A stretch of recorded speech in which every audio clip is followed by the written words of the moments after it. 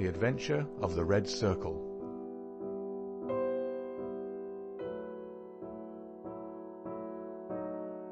Part 1.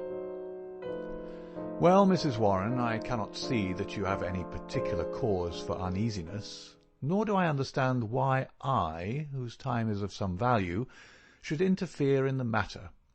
I really have other things to engage me.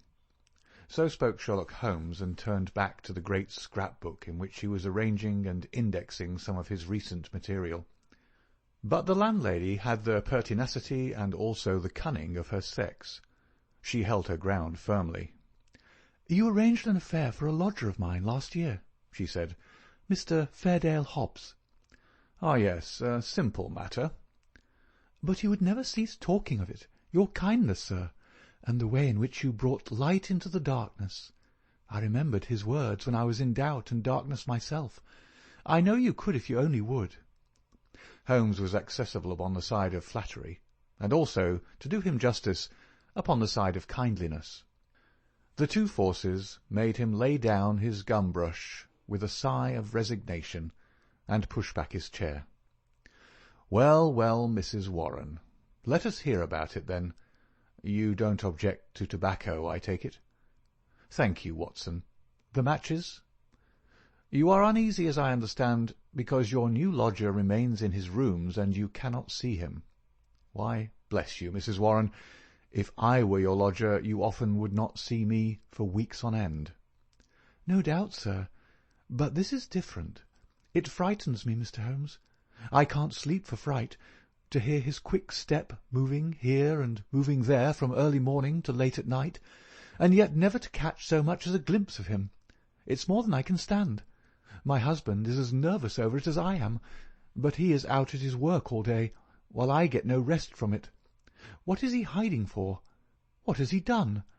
Except for the girl, I am all alone in the house with him, and it's more than my nerves can stand." Holmes leaned forward and laid his long, thin fingers upon the woman's shoulder. He had an almost hypnotic power of soothing when he wished. The scared look faded from her eyes, and her agitated features smoothed into their usual commonplace.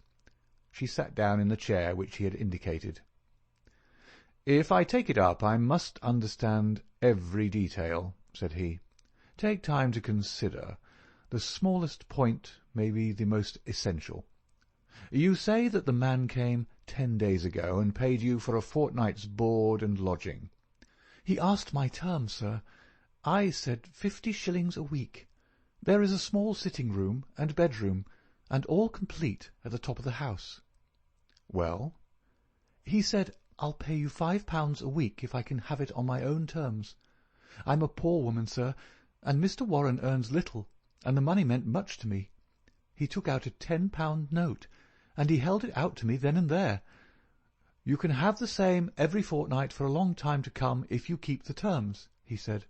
'If not, I'll have no more to do with you.'" "What were the terms?" "Well, sir, they were that he was to have a key of the house. That was all right. Lodgers often have them. Also that he was to be left entirely to himself, and never upon any excuse to be disturbed." "Nothing wonderful in that, surely?" "Not in reason, sir, but this is out of all reason. He's been there for 10 days, and neither Mr. Warren nor I, nor the girl, has once set eyes upon him. We can hear that quick step of his, pacing up and down, night, morning, and noon, but except on that first night he had never once gone out of the house." "Oh, he went out the first night, did he?" "Yes, sir, and returned very late, after we were all in bed. He told me after he had taken the rooms that he would do so, and asked me not to bar the door. I heard him come up the stair after midnight." "But his meals?" "It was his particular direction that we should always, when he rang, leave his meal upon a chair outside his door. Then he rings again when he was finished, and we take it down from the same chair. If he wants anything else, he prints it on a slip of paper and leaves it." "Prints it?" "Yes, sir, prints it in pencil. Just the word, nothing more.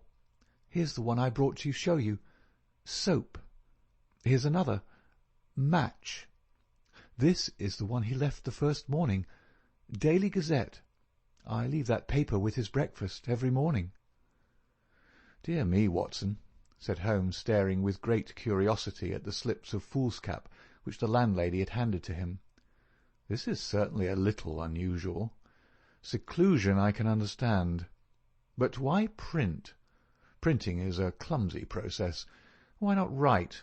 What would it suggest, Watson?" "That he desired to conceal his handwriting." "But why? What can it matter to him that his landlady should have a word of his writing? Still, it may be as you say. Then again, why such laconic messages? I cannot imagine. It opens a pleasing field for intelligent speculation. The words are written with a broad-pointed, violet-tinted pencil of a not unusual pattern. You will observe that the paper is torn away at the side here after the printing was done, so that the S of soap is partly gone. Suggestive, Watson, is it not?" "Of caution?" "Exactly. There was evidently some mark, some thumbprint, something which might give a clue to the person's identity. Now, Mrs. Warren, you say that the man was of middle size, dark and bearded.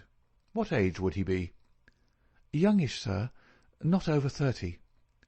"Well, can you give me no further indications?" "He spoke good English, sir, and yet I thought he was a foreigner by his accent." "And he was well dressed?"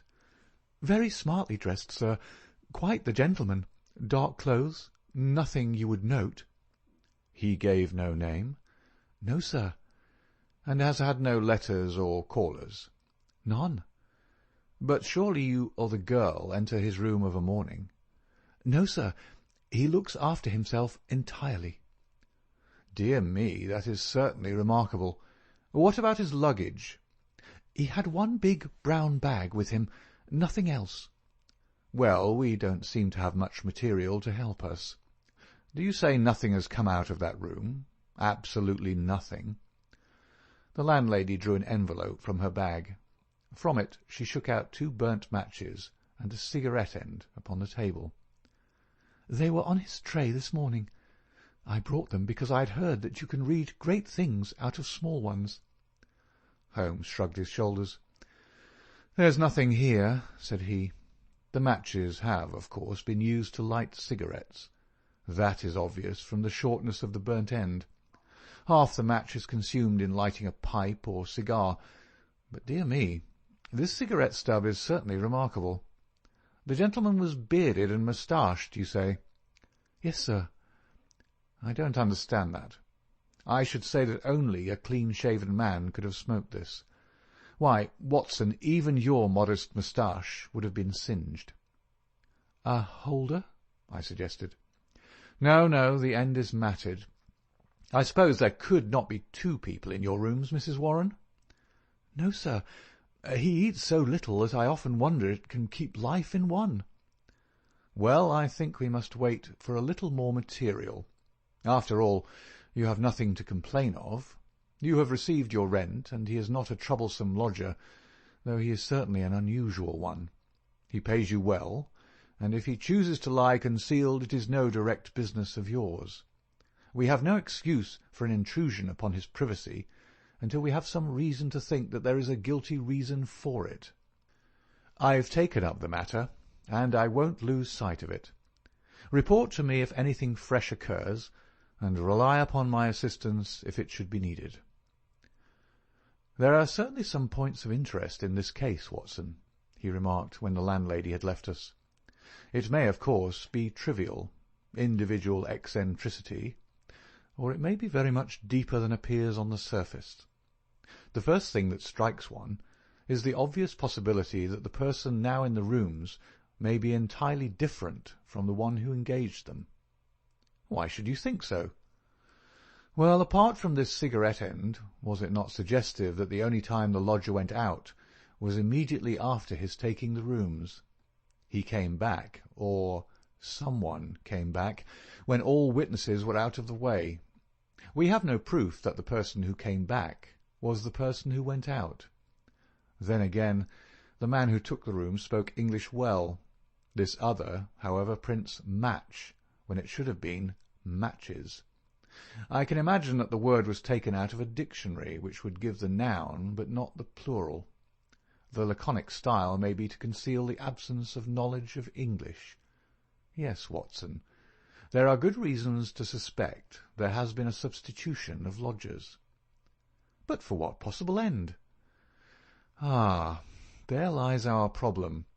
There is one rather obvious line of investigation. He took down the great book in which, day by day, he filed the agony column of the various London journals. "Dear me," said he, turning over the pages, "what a chorus of groans, cries, and bleatings! What a rag-bag of singular happenings! But surely the most valuable hunting ground that ever was given to a student of the unusual. This person is alone, and cannot be approached by letter without a breach of that absolute secrecy which is desired. How is any news or any message to reach him from without? Obviously by advertisement through a newspaper. There seems no other way, and fortunately we need concern ourselves with one paper only. Here are the Daily Gazette extracts of the last fortnight. Lady with a black boa at Prince's Skating Club. That we may pass. Surely Jimmy will not break his mother's heart. That appears to be irrelevant. If the lady who fainted on Brixton bus, she does not interest me. Every day my heart longs, bleat, Watson, unmitigated bleat. Ah, this is a little more possible. Listen to this. Be patient, we'll find some sure means of communications. Meanwhile this column, G. That is 2 days after Mrs. Warren's lodger arrived. It sounds plausible, does it not? The mysterious one could understand English, even if he could not print it. Let us see if we can pick up the trace again.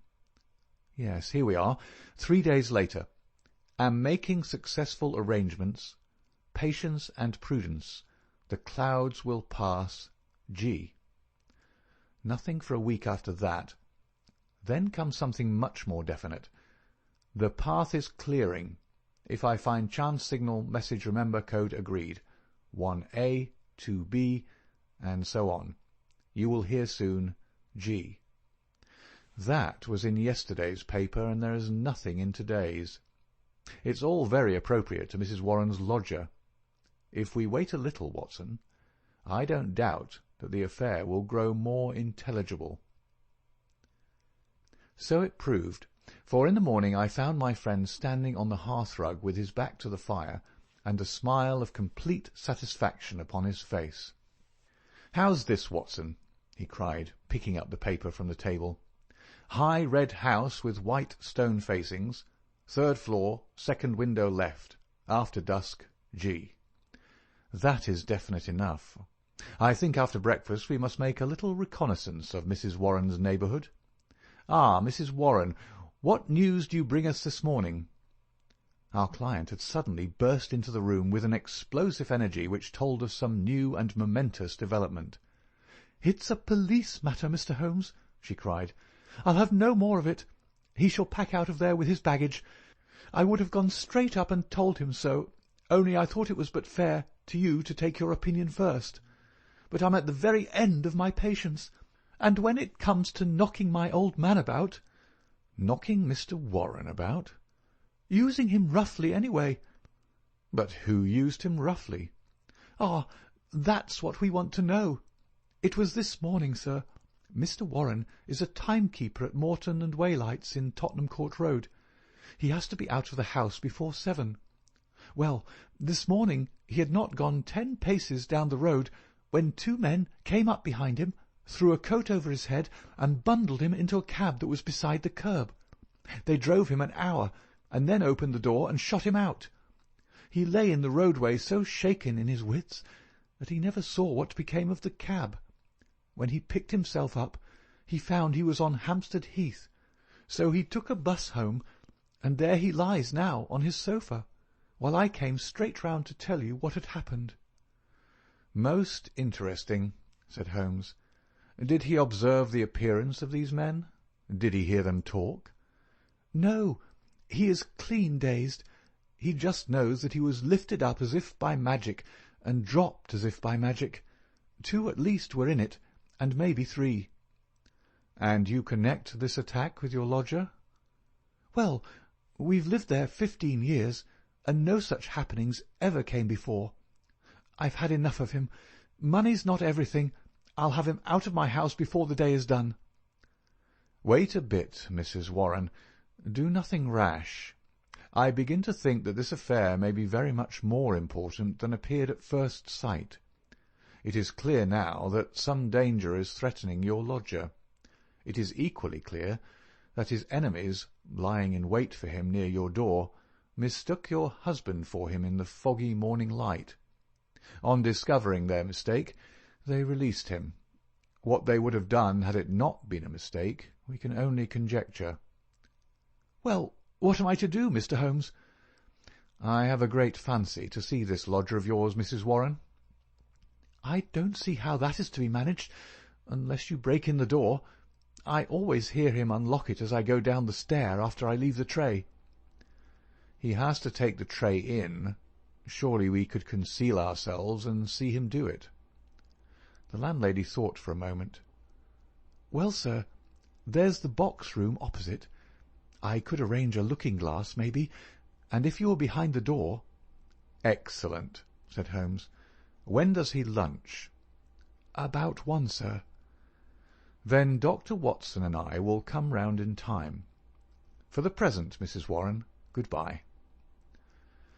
At 12:30 we found ourselves upon the steps of Mrs. Warren's house, a high, thin, yellow-brick edifice in Great Orme Street, a narrow thoroughfare at the north-east side of the British Museum.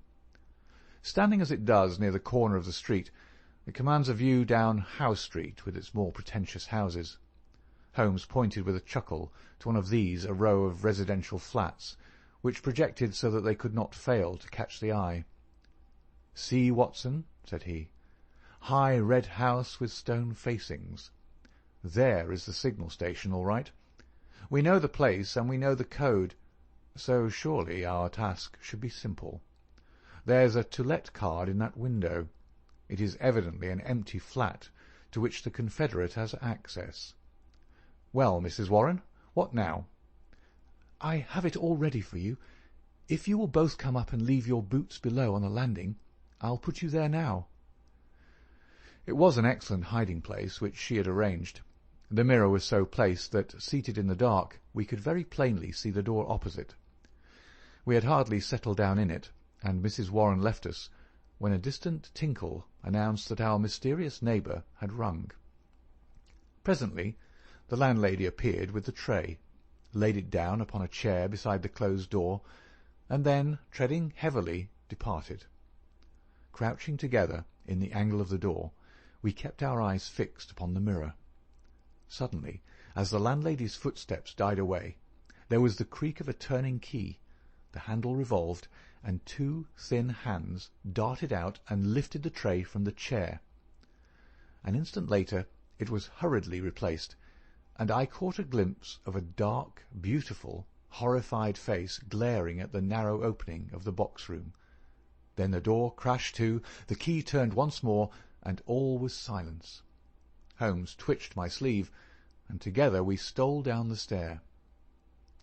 "I will call again in the evening," said he to the expectant landlady. "I think, Watson, we can discuss this business better in our own quarters." "My surmise, as you saw, proved to be correct," said he, speaking from the depths of his easy-chair. "There has been a substitution of lodgers. What I did not foresee is that we should find a woman, and no ordinary woman, Watson." "She saw us." "Well, she saw something to alarm her, that is certain. The general sequence of events is pretty clear, is it not?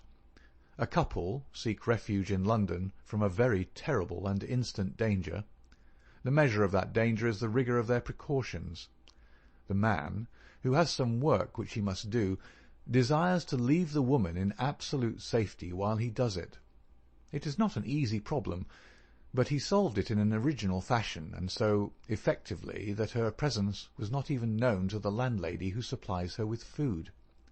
The printed messages, as is now evident, were to prevent her sex being discovered by her writing. The man cannot come near the woman, or he will guide their enemies to her. Since he cannot communicate with her direct, he has recourse to the agony column of a paper. So far, all is clear. But what is at the root of it? Ah, yes, Watson. Severely practical as usual. What is at the root of it all? Mrs. Warren's whimsical problem enlarges somewhat and assumes a more sinister aspect as we proceed. This much we can say, that it is no ordinary love escapade. You saw the woman's face at the sign of danger. We have heard, too, of the attack upon the landlord, which was undoubtedly meant for the lodger. These alarms, and the desperate need for secrecy, argue that the matter is one of life or death. The attack upon Mr. Warren further shows that the enemy, whoever they are themselves not aware of the substitution of the female lodger for the male. It is very curious and complex, Watson. Why should you go further in it? What have you to gain from it? What indeed? It is art for art's sake, Watson. I suppose when you doctored you found yourself studying cases without thought of a fee? For my education, Holmes. Education never ends, Watson. It is a series of lessons with the greatest for the last.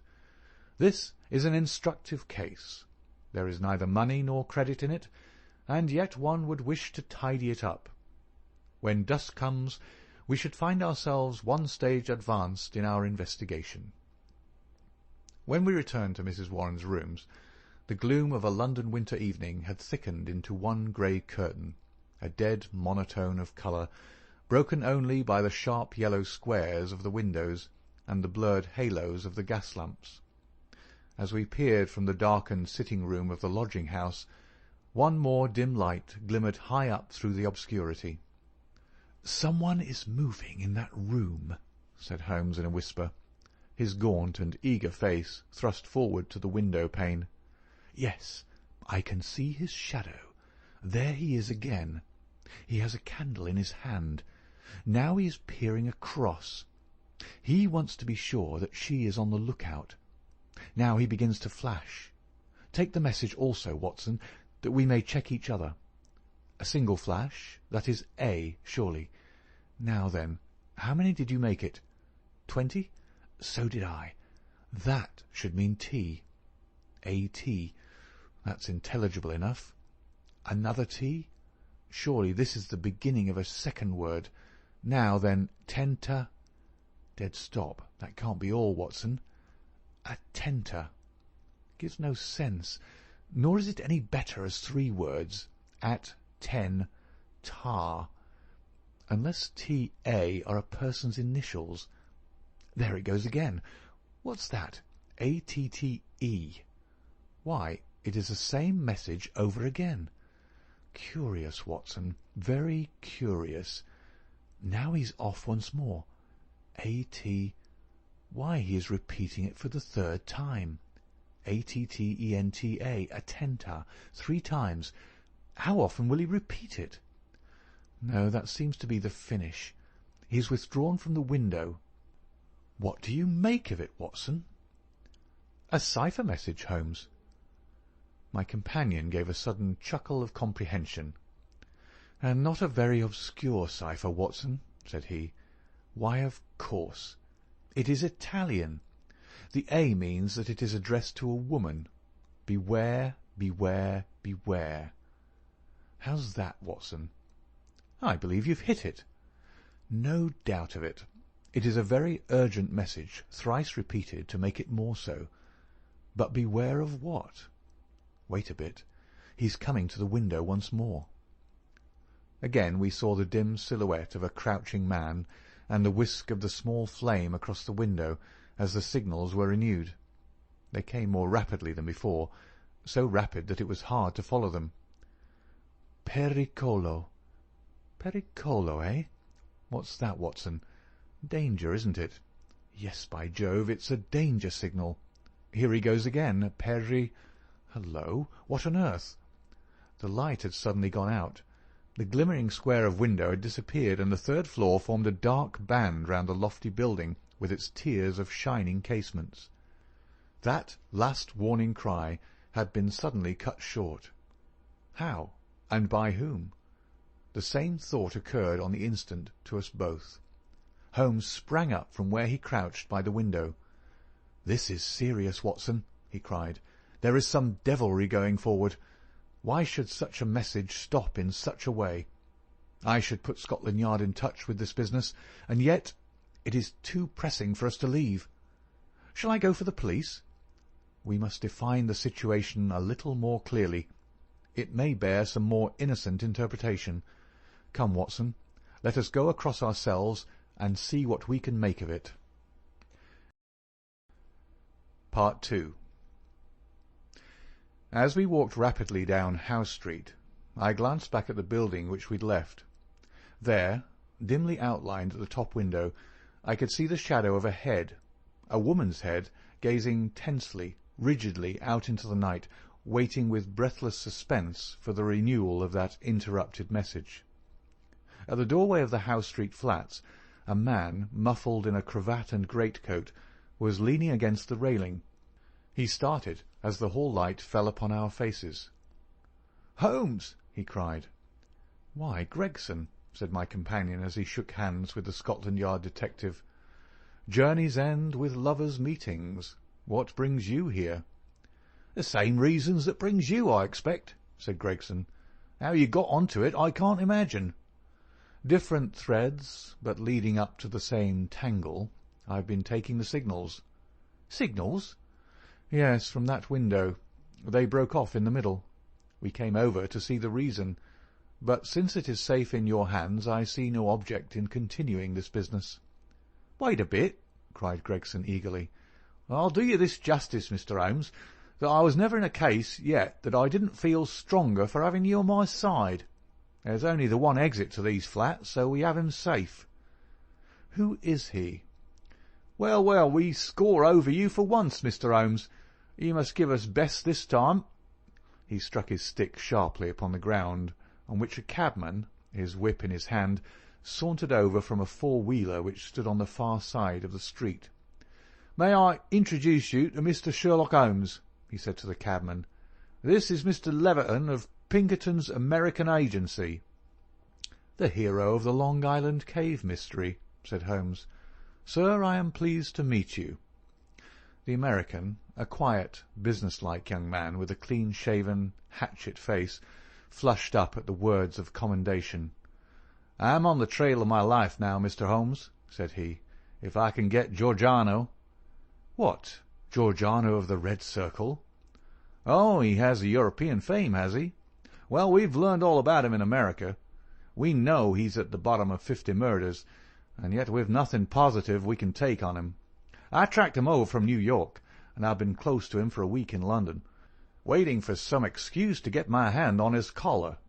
Mr. Gregson and I ran him to ground in that big tenement house, and there's only one door, so he can't slip us. There's 3 folk come out since he went in, but I'll swear he wasn't one of them." "Mr. Holmes talks of signals," said Gregson. "I expect, as usual, he knows a good deal that we don't." In a few clear words, Holmes explained the situation as it had appeared to us. The American struck his hands together with vexation. "He's on to us," he cried. "Why do you think so?" "Well, it figures out that way, does it not? Here he is sending out messages to an accomplice. There are several of his gang in London. Then suddenly, just as by your own account he was telling them that there was danger, he broke short off. What could it mean except that from the window he had suddenly either caught sight of us in the street, or in some way come to understand how close the danger was, and he must act right away if he was to avoid it. What do you suggest, Mr. Holmes?" "That we go up at once and see for ourselves." "But we have no warrant for his arrest." "He is in unoccupied premises under suspicious circumstances," said Gregson.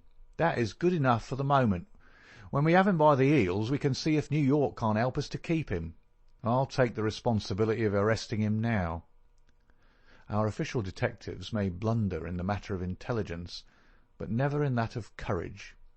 Gregson climbed the stair to arrest this desperate murderer with the same absolutely quiet and business-like bearing with which he would have ascended the official staircase of Scotland Yard.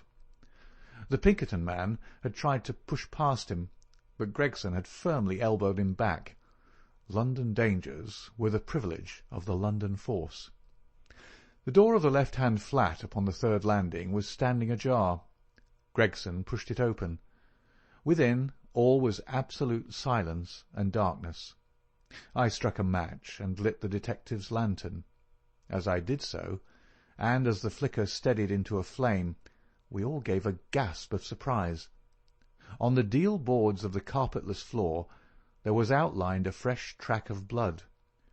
The red steps pointed towards us and led away from an inner room, the door of which was closed. Gregson flung it open and held his light full blaze in front of him, while we all peered eagerly over his shoulders.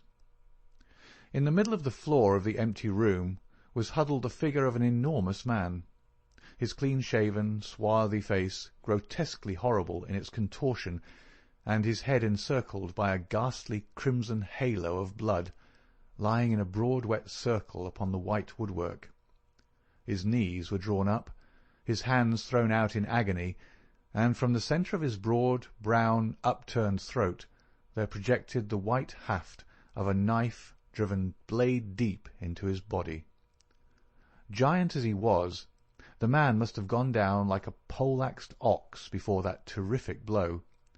Beside his right hand a most formidable horn-handled two-edged dagger lay upon the floor, and near it a black kid glove. "By George, it's Black Georgiano himself!" cried the American detective. "Someone has got ahead of us this time." "Here is the candle in the window, Mr. Holmes," said Gregson. "Why, whatever are you doing?" Holmes had stepped across, had lit the candle, and was passing it backward and forward across the window-panes.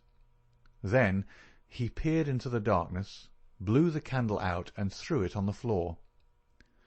"I rather think that will be helpful," said he. He came over and stood in deep thought while the two professionals were examining the body. "You say that 3 people came out from the flat while you were waiting downstairs," said he at last. "Did you observe them closely?" "Yes, I did." "Was there a fellow about 30, black-bearded, dark, of middle size?" "Yes, he was the last to pass me." "That is your man, I fancy. I can give you his description, and we have a very excellent outline of his footmark. That should be enough for you." "Not much, Mr. Holmes, among the millions of London." "Perhaps not. That is why I thought it best to summon this lady to your aid." We all turned around at the words. There, framed in the doorway, was a tall and beautiful woman, the mysterious lodger of Bloomsbury. Slowly she advanced, her face pale and drawn with a frightful apprehension, her eyes fixed and staring, her terrified gaze riveted upon the dark figure on the floor. "You have killed him," she muttered. "Oh, Dio mio, you have killed him." Then I heard a sudden sharp intake of her breath, and she sprang into the air with a cry of joy. Round and round the room she danced, her hands clapping, her dark eyes gleaming with delighted wonder, and 1,000 pretty Italian exclamations pouring from her lips. It was terrible and amazing to see such a woman so convulsed with joy at such a sight. Suddenly she stopped, and gazed at us all with a questioning stare. "But you are police, are you not? You have killed Giuseppe Georgiano, is it not so?" "We are police, madam." She looked round into the shadows of the room. "But where, then, is Gennaro?" she asked. "He is my husband, Gennaro Luca. I am Emilia Luca, and we are both from New York. Where is Gennaro? He called me this moment from this window, and I ran with all my speed." "It was I who called," said Holmes. "You? How could you call?" "Your cipher was not difficult, madam. Your presence here was desirable. I knew that I only to flash 'Vieni,' and you would surely come." The beautiful Italian looked with awe at my companion. "I do not understand how you know these things," she said. "Giuseppe Giordano, how did he—" She paused, and then suddenly her face lit up with pride and delight. "Now I see it. My Gennaro, my splendid, beautiful Gennaro, who has guarded me safe from all harm. He did it. With his stone-strong hand he killed the monster. Oh, Gennaro, how wonderful you are! What a woman could ever be worthy of such a man?" "Well, Mrs. Luca," said the prosaic Gregson, laying his hand upon the lady's sleeve, with as little sentiment as if she were a Notting Hill hooligan, "I'm not very clear yet who you are or what you are, but you've said enough to make it very clear that we shall want you at the Yard." "One moment, Gregson," said Holmes. "I rather fancy that this lady may be as anxious to give us information as we can be to get it. You understand, madam, that your husband will be arrested and tried for the death of the man who lies before us? What you say may be used in evidence, but if you think that he has acted from motives which are not criminal, and which he would wish to have known, then you cannot serve him better than by telling us the whole story." "Now that Giordano is dead, we fear nothing," said the lady. "He was a devil and a monster, and there can be no judge in the world who would punish my husband for having killed him." "In that case," said Holmes, "my suggestion is that we lock this door, leave things as we found them, go with this lady to her room, and form our opinion after we have heard what it is that she has to say to us." Half an hour later we were seated, all four, in the small sitting-room of Signora Luca, listening to her remarkable narrative of those sinister events, the ending of which we had chanced to witness. She spoke in rapid and fluent but very unconventional English, which, for the sake of clearness, I will make grammatical. "I was born in Posillipo, near Naples," said she, "and was the daughter of Augusto Barelli, who was the chief lawyer and once the deputy of that part. Gennaro was in my father's employment, and I came to love him, as any woman must. He had neither money nor position, nothing, but his beauty and strength and energy, so my father forbade the match. We fled together, were married at Bari, and sold my jewels to gain the money which would take us to America. This was 4 years ago, and we have been in New York ever since. Fortune was very good to us at first. Gennaro was able to do a service to an Italian gentleman. He saved him from some ruffians in the place called the Bowery, and so made a powerful friend. His name was Tito Castellotti, and he was the senior partner of the great firm of Castellotti and Zamba, who are the chief fruit importers of New York. Signor Zamba is an invalid, and our new friend Castellotti has all power within the firm, which employs more than 300 men. He took my husband into his employment, made him head of a department, and showed his good will toward him in every way. Signor Castellotti was a bachelor, and I believe that he felt as if Gennaro was his son, and both my husband and I loved him as if he were our father. We had taken and furnished a little house in Brooklyn, and our whole future seemed assured, when that black cloud appeared which was soon to overspread our sky. One night, when Gennaro returned from his work, he brought a fellow countryman back with him. His name was Giordano, and he had come also from Posillipo. He was a huge man, as you can testify, for you have looked upon his corpse. Not only was his body that of a giant, but everything about him was grotesque, gigantic, and terrifying. His voice was like thunder in our little house. There was scarce room for the whirl of his great arms as he talked. His thoughts, his emotions, his passions, all were exaggerated and monstrous. He talked, or rather roared, with such energy that others could but sit and listen, cowed with the mighty stream of words. His eyes blazed at you and held you at his mercy. He was a terrible and wonderful man. I thank God that he is dead. He came again and again. Yet I was aware that Gennaro was no more happy than I was in his presence. My poor husband would sit pale and listless, listening to the endless raving upon politics and upon social questions which make up our visitors' conversation. Gennaro said nothing, but I, who knew him so well, could read in his face some emotion which I had never seen before. At first I thought that it was dislike, and then gradually I understood that it was more than dislike. It was fear, a deep, secret, shrinking fear.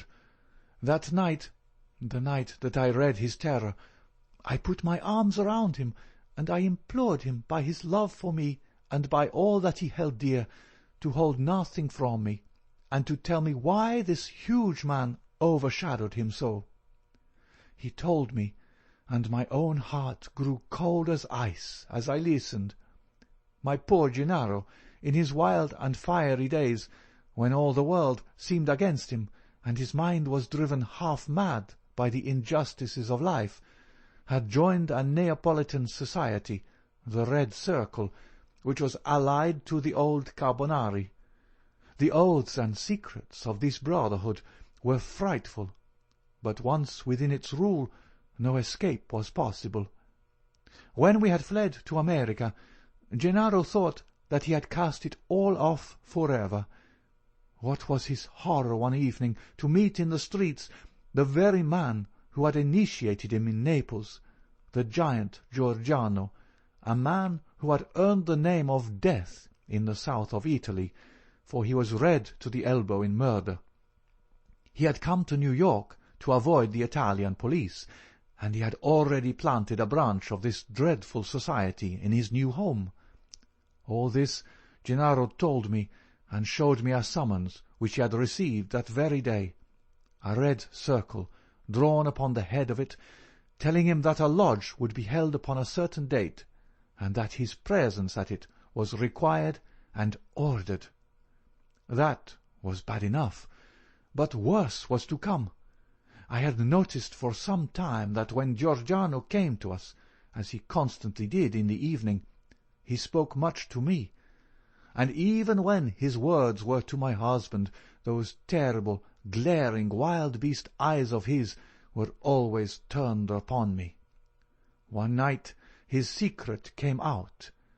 I had awakened what he called love within him, the love of a brute, a savage. Gennaro had not yet returned when he came.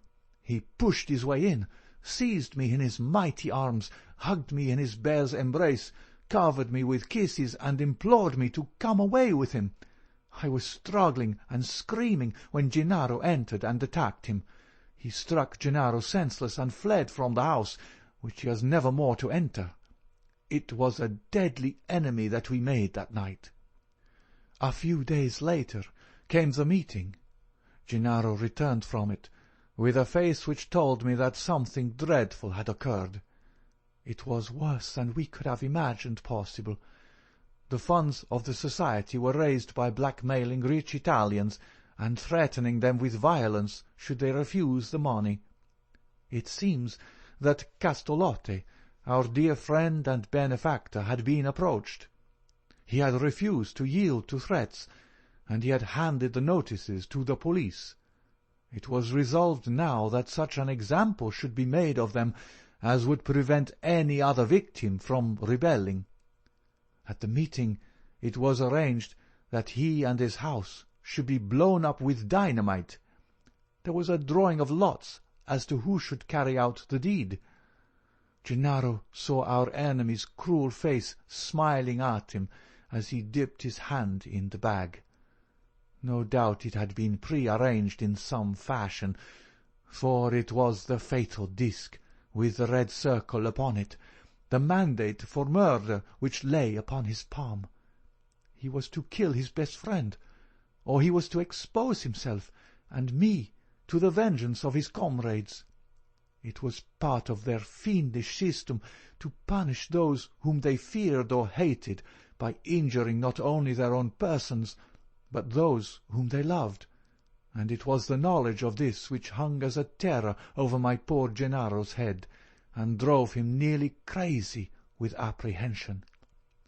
All that night we sat together, our arms round each other, each strengthening each for the troubles that lay before us. The very next evening had been fixed for the attempt. By midday my husband and I were on our way to London, but not before he had given our benefactor full warning of this danger, and had also left such information for the police as would safeguard his life for the future. The rest, gentlemen, you know for yourselves. We were sure that our enemies would be behind us like our own shadows. Giordano had his private reasons for vengeance, but in any case we knew how ruthless, cunning, and untiring he could be. Both Italy and America are full of stories of his dreadful powers. If ever they were exerted, it would be now. My darling made us the few clear days which our start had given us in arranging for a refuge for me in such a fashion that no possible danger could reach me. For his own part, he wished to be free, that he might communicate both with the American and with the Italian police. I do not myself know where he lived or how. All that I learned was through the columns of a newspaper. But once, as I looked through my window, I saw 2 Italians watching the house, and I understood that in some way Giordano had found our retreat. Finally, Gennaro told me through the paper that he would signal to me from a certain window, but when the signals came, they were nothing but warnings which were suddenly interrupted. It is very clear to me now that he knew Giordano to be close upon him, and that, thank God, he was ready for him when he came. And now, gentlemen, I would ask you whether we have anything to fear from the law, or whether any judge upon earth would condemn my Gennaro for what he has done. "Well, Mr. Gregson," said the American, looking across at the official, "I don't know what your British point of view may be, but I guess that in New York this lady's husband will receive a pretty general vote of thanks." "She will have to come with me and see the chief," Gregson answered. "If what she says is corroborated, I do not think she or her husband has much to fear. But what I can't make head or tail of, Mr. Holmes, is how on earth you got yourself mixed up in the matter." Education, Gregson, education. Still seeking knowledge at the old university?